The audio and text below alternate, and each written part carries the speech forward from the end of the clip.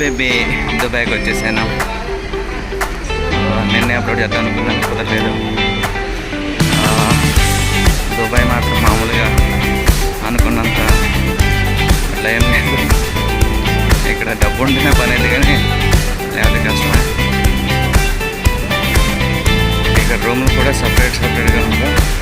ఒకటే రూమ్లోనే 15 మంది ఉండాలి. ఒకరు కాదు, ఇద్దరు కాదు, 15 మంది. బయటకు వచ్చామంటే రేట్తో సంపేసింది. అయ్యర్ బాగా వేడి. నాకు తెలిసి 50 ఆ రేంజ్లో ఉంటుంది ఇక్కడ టెంపరేచర్. డే టైం అయితే ఇంకా ఎక్కువ ఉంటుంది. నైట్ టైము ఐ థింక్ 45 అట్లా ఉంది. నైట్ అయితే అదే డే టైం అయితే మీకు చెప్పవసరం లేదు, పోచిపోతాయి. ఎదురుగాలి వచ్చిందంటే కథ ఇంకా స్కిన్ని కాపాడుకోవాల్సి వస్తుంది. స్కిన్ అంతా బర్నింగ్ అన్నట్టు. ఇక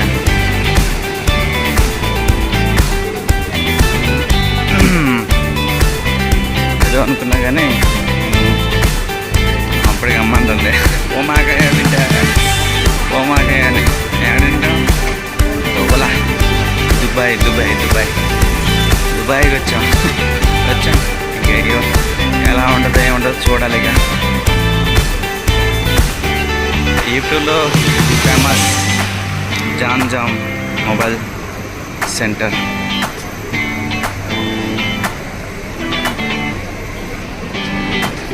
జామ్ బ్రదర్స్ షెల్ షాప్.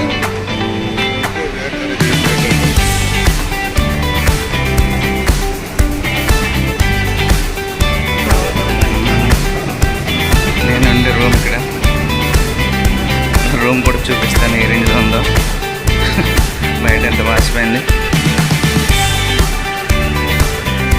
రూమ్కి వెళ్ళడానికి లిఫ్ట్ కూడా ఉంది.